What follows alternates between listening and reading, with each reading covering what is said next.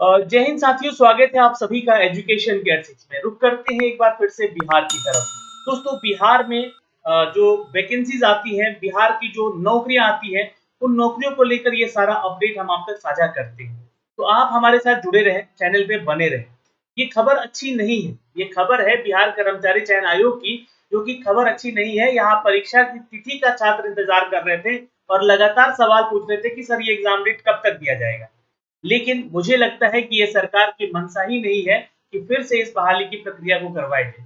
सरकार छोड़िए, पहले तो आयोग के ऊपर आते हैं। बिहार एसएससी पहले इंटरमीडिएट एग्जाम यानी कि फर्स्ट इंटरमीडिएट एग्जाम को कंडक्ट कराने में 8 से 9 साल लगा देती है इनकी ज्वाइनिंग कराने को लेकर। मामला क्या होता है? पेपर लीक को लेकर, धांधली सेटिंग को लेकर, बैकडोर एंट्रीज को लेकर बहुत सारे ऐसे केसेस यहाँ पे आप लोगों ने सुने होंगे कि उस छात्र का जो है सिलेक्शन बैकडोर एंट्री से हुआ, यानी कि पैसे देकर, घूस देकर, या उसकी जगह पर कोई और छात्र बैठकर एग्जाम दिया, उसका परीक्षा निकाला और उसकी नौकरी लग गई। तो ये सारी चीजें होती हैं बिहार में और होती रही हैं। यही नहीं, अब बिहार इंटरमीडिएट सेकंड जो आया हुआ है, इसका आपको फॉर्म निकले हुए 6 महीना से ऊपर हो चुका है लगभग। लेकिन यहाँ पर इस बहाली को एग्जाम डेट देने की बजाय डेट पे डेट यानी कि एक्सटेंड किया जा रहा है और आपको सिर्फ मौके दिए जा रहे हैं। पहले इस न्यूज को देखते हैं, फिर आते हैं हम लोग सरकार के ऊपर। पहले आयोग के ऊपर चलते हैं, क्या नोटिफिकेशन दिया गया है इस चीज को हम लोग यहाँ पे समझते हैं। देखिए, ये जो नोटिफिकेशन है, ये नोटिफिकेशन आया है दोस्तों आपके आज के खबर में, और आज इसको आप लोग पढ़िएगा। आवश्यक सूचना क्या है कि विज्ञप्ति संख्या 2/2023 जो कि द्वितीय इंटरमीडिएट एग्जाम बहुत इंपॉर्टेंट है। ये द्वितीय इंटरमीडिएट एग्जाम जो है निकाला गया कितने पदों के लिए? तो 12,000 से भी ज्यादा पदों की वैकेंसी है ये। ठीक है, 12,199 है, 91 है शायद, है ना। और यहाँ पे जो है इस परीक्षा को लेने को लेकर 27 सितंबर से लेकर 11 दिसंबर तक आप लोगों का आवेदन लिया गया, यानी कि फॉर्म अप्लाई करने का जो है यहाँ पर डेट दिया गया।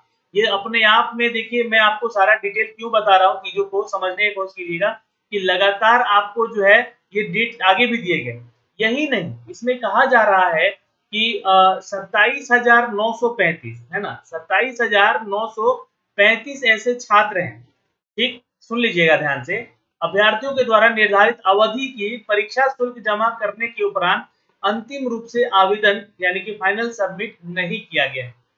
अब देखिए, जिनकी गलती है ना, ये गलती है, फाइनली जिनकी गलती है वो तो गलती है। जिनको फॉर्म भरने नहीं आ रहा है, जिनको फॉर्म भरने नहीं आ रहा है, उससे आप क्या अपेक्षा रखते हैं कि वो परीक्षा निकालेगा? और डेट आप लोगों ने 6 महीने तक बढ़ा दी है फॉर्म भरवाने को लेकर।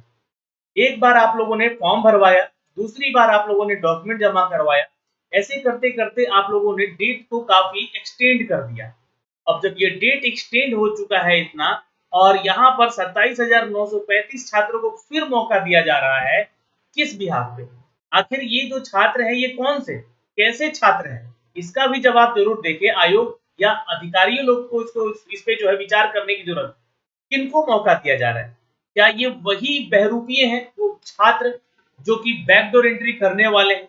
ये वही छात्र तो नहीं है जो कि फॉर्म देर से भरेंगे और इनका कहीं एक जगह सेंटर दिया जाएगा? क्या ये वही छात्र तो नहीं है जिनमें हो सकता है कि 27,000 में से कुछ ऐसे 5,000 6,000 ऐसे अभ्यर्थी जो कि सेटिंग करा रहे हो, और करोड़ों का खेल चलेगा फिर यहाँ इनके सिलेक्शन को लेकर। फिलहाल मैं ये आरोप जो है कथित तौर पे ही बोल रहा हूँ, लगा रहा हूँ, क्योंकि ऐसी घटनाएं देखने को बिहार में मिलती हैं। लेकिन यहाँ पे आपको मौका दिया गया है उन 27,935 अभ्यर्थियों को कि आप अपना फाइनल सबमिट कीजिए। आपने पेमेंट कर दिया है, तो पेमेंट करने के बाद आप फाइनल सबमिट क्यों नहीं किए? ये आपके ऊपर ही एक सवाल बनता है, आप छात्रों के ऊपर। कौन है वो छात्र आखिर ये जो कि नहीं किए हैं? और ये लिस्ट भी देखना बहुत जरूरी है इनका। ठीक है, तो आयोग इसका लिस्ट भी जारी करे। और परीक्षा के सभी अभ्यर्थियों को निर्देश दिया जाता है कि त्रुटिपूर्ण आवेदन संदर्भ में उक्त अवधि में सभी आवश्यक प्रमाण पत्रों के साथ अंतिम रूप से ऑनलाइन आवेदन सबमिट करें, यानी कि फाइनल सबमिट करें और सुनिश्चित करें। और ये त्रुटि जो है निवारण दिनांक 27 मई शाम के 5 बजे तक रहेगा। यानी कि इसमें एडिट भी आप कर सकते हैं, फॉर्म में अगर कोई त्रुटि वगैरह है तो ये ध्यान रखिएगा। 27 मई तक जो है आप लोग इसका फॉर्म भर सकते हैं। कौन सा छात्र? जो कि 27,935 छात्र हैं। अब ये सभी छात्र वो नहीं करेंगे एडिटिंग, इसमें ये ध्यान रखिएगा। जिनका फाइनल सबमिट नहीं है उन्हीं के लिए अपडेट दिया गया है। और अंतिम रूप से ऑनलाइन आवेदन समर्पित करने के बाद यहाँ पे ऑनलाइन आवेदन करने की त्रुटि व सुधार प्रमाण पत्रों का अपलोड करने का वंचित लिंक आयोग की वेबसाइट पर उपलब्ध रहेगा, जो कि बिहार एसएससी के वेबसाइट पे ये दे दिया जाएगा। तो ये 10 तारीख का एक ऑफिशियल नोटिफिकेशन जारी किया गया है दोस्तों, जो कि आप लोग भी देख सकते हैं यहाँ पे, है ना? ये सारी चीजें वही लिखी गई हैं जो कि उस नोटिफिकेशन में लिखा गया है, और जल्द ही आप लोग इसका लिंक जो है बिहार एसएससी के ऑफिशियल वेबसाइट पे दे दिया जाएगा। तो ये तो जानकारी हो गई, यहाँ पर मौके दे दिए गए। अब यहाँ पर सवाल उठता है कि कौन से छात्र हैं ये, किसको मौके दे रही है आयोग बार-बार? ये आखिर अभ्यर्थियों को ऐसे मौके क्यों दे रही है? आपसे जब फॉर्म भरने के योग्य नहीं है अभ्यर्थी, तो क्यों उनको मौका दिया जा रहा है? डिले क्यों किया जा रहा है? अब आते हैं सरकार के ऊपर। सरकार यहाँ पर जो है कोशिश कर रही है कि सभी परीक्षाओं को अब डिले किया जाए टिल आपके विधानसभा चुनाव तक, क्योंकि उनके पास तो लिमिटेड यही बहालियां हैं। अब बहुत सारे छात्र इंतजार कर रहे हैं कि ये बहाली खत्म होगी तो नई बहाली का नोटिफिकेशन और आ जाएगा। लेकिन आपको मैं क्लियर कर दूं कि इनके पास बहालियां नहीं है। ये सरकार कभी भी आई है तो ये या तो ठेके पे आपको नौकरी दी है। आप लोगों ने भी देखो, मैं ये नहीं कह रहा हूँ, ये खुद आप लोग के पास प्रमाण है। ये ठेकेदारी वाली नौकरी है, कॉन्ट्रैक्ट वाली नौकरियां बांटते हैं लोग। लेकिन ये जो सरकार की नौकरी निकाली गई है, इसमें विलंबता क्यों?